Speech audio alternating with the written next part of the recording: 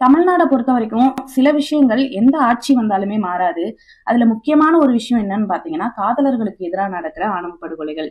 சாதி விட்டு சாதி கல்யாணம் பண்ணாலோ இல்ல காதல் பண்ணாலோ, முக்கியமா பட்டியலின சமூகத்தை சேர்ந்த ஒருத்தரை காதலரா சூஸ் பண்ணாலோ நடக்கிற சாதிய ரீதியான ஆணவ படுகொலைகளா இருக்கட்டும், ஒரே சாதியா இருந்தாலுமே வர்க்க அடுக்குல கீழே இருக்கவங்களை பார்ட்னரா சூஸ் பண்ணா நடக்கிற வர்க்க ரீதியான ஆணவ படுகொலைகளா இருக்கட்டும், ஒரே சாதியோ இல்ல வேற சாதியோ, ஏழையோ இல்ல பணக்காரங்களோ, நீ ஒரு பொண்ணு, நீ எப்படி உனக்கான பார்ட்னரை சூஸ் பண்ணலாம் அப்படின்னு சொல்லிட்டு நடக்கிற பாலின ரீதியான ஆணவ படுகொலைகளா இருக்கட்டும், இதெல்லாம் தாண்டி ஓர்பால் ஈர்ப்பாளர்கள், திருநங்கைகள், திருநம்பிகள், இப்படி குயர் மக்களுக்கு நடக்கிற ஆணவ படுகொலைகளா இருக்கட்டும், இந்த மாதிரி நிறைய ஆணவ படுகொலைகளை காதலை கொண்டாடி தீர்த்த இந்த தமிழ் மண்ணில நம்ம பார்த்திருப்போம்.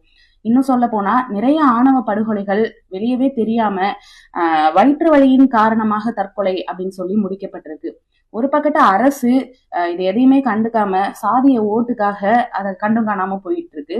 ஒரு பக்கத்து நாம ஏதாவது ஒரு தீர்வு வந்துராதா அப்படின்னு சொல்லிட்டு போராடிட்டு இருக்கோம். இந்த மாதிரி ஒரு சூழல்ல மக்கள் அதிகார கழகம் தமிழ்நாட்டு பண்பாட்டு பெருவிழா அப்படின்னு ஒரு விழாவை வந்துட்டு மதுரை தமுக்கம் மைதானத்துல பிப்ரவரி 21 நடத்துறாங்க.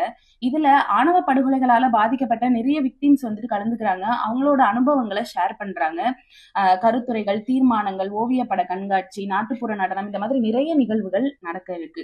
முக்கியமா காதலை இந்த விழால நம்ம கொண்டாடி தீர்க்க போறோம் அப்படின்னு தான் சொல்லணும். நீங்க காதலை விரும்புற ஒரு ஆளா இருந்தா, ஆதிக்கங்களை எதிர்க்கிற ஒரு ஆளா இருந்தா கண்டிப்பா இந்த நிகழ்வுல கலந்துக்கோங்க. காதலோட பலத்தை காட்டுறதுக்கு அது உதவும். இன்னும் உங்களுக்கு தெரிஞ்ச ஃப்ரெண்ட்ஸ், உங்களோட ஃபேமிலி மெம்பர்ஸ் எல்லாருக்குமே இந்த விஷயத்த ஷேர் பண்ணுங்க. நம்ம யாரு அப்படின்றத காட்டலாம்.